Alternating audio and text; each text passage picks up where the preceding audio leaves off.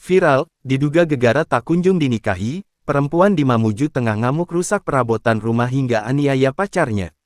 Tengah viral video berdurasi sekitar 3 menit memperlihatkan seorang wanita mengamuk menggunakan sebilah pisau kepada pasangannya diduga masalah asmara.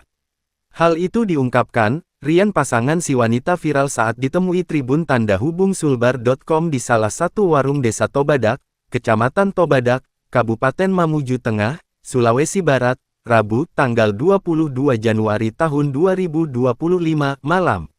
Ia mengatakan, wanita inisial AB tersebut mendatangi kediamannya di Dusun Talungalo, Desa Tobadak, Kecamatan Tobadak yang tak lain adalah kekasihnya sendiri. Dia AB, marah-marah dan mengamuk memecahkan beberapa perabotan dapur, ujar Rian kepada Tribun Tanda Hubung Sulbar.com, Rabu tanggal 22 Januari tahun 2025. Tidak